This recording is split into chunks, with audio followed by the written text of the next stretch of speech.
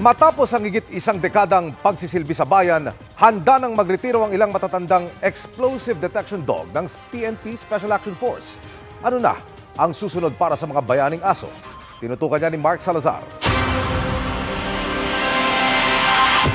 Makikita sa 10-year-old German Shepherd na si Nick ang pagkahapo dala ng edad. Isa siyang retired explosive detection dog ng PNP Special Action Force. At panahon na para maghiwalay sila ng kanyang handler na si Master Sergeant Rogelio Daculan. Kasi ikaw pagka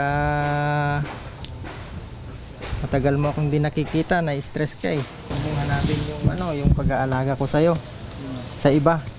Sa kabataan ni Nick na destino silang magbantay sa APEC noong 2015, plebisito ng Bangsamoro ng 2017, at taon silang namalagi sa Zamboanga City at Jolo, Sulu. Lalo na sa atin, malayo tayo sa pamilya natin, sir. Yun, lagi kalaro mo, pagka walang walang trabaho, duyan-duyan lang, katabi ko yung sinik. Mamimiss ko, sir, kasi siya yung unang K9 na aso ko, sir, sa pagiging K9 handler ko. Parang anak din yung trato ko sa kanya, sir. Pero ang pinakatumatak ay nung pasabugan ng pwesto nila sa Hulo noong 2019. Nagkasakit yan si Nick that time, sir. Mahirap naman yung vet. Kaya tinawid ko po siya ng Zamboanga. Blessing in disguise lang kasi nung naitawid namin ng Zamboanga si Nick, nangyari yung insidente, sir. Doon sa Hulo. Maging ang 12 anyos na Labrador Retriever na si Casper, panahon na rin para iwan ang kanyang handler. Casper, pakabait ka pag may kukuha sa'yo. Bittersweet ang pamamaalam. Pakonsuelong hindi ito tulad ng unang aso niya na hinawakan na pumanaw daw dahil sa katandaan. Malungkot ako, maaalis siya dito, hindi ko siya makikita lagi. Masaya ako kasi mapupunta siya sa magandang lugar na hindi tulad dito na congested.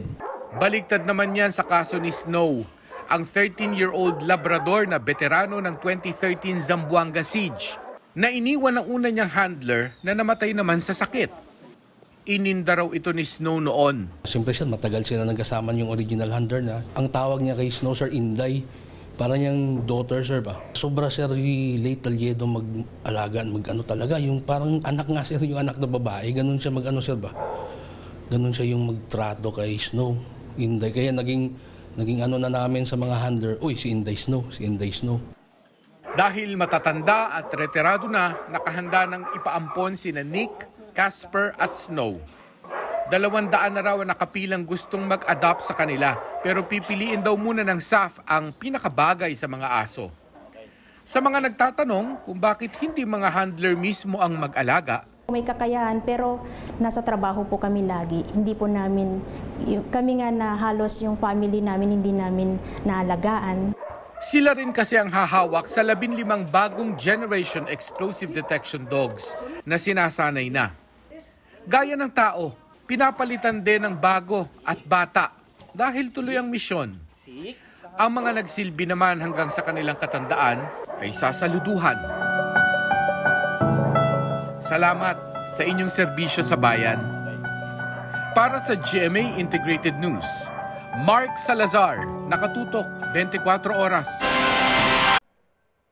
Mga kapuso, samahan nyo kaming tumutok 24 oras. Bisitahin at mag-subscribe sa GMA Integrated News sa YouTube. Sa mga kapuso abroad, bisitahin ang GMA Pinoy TV at www.gmanews.tv.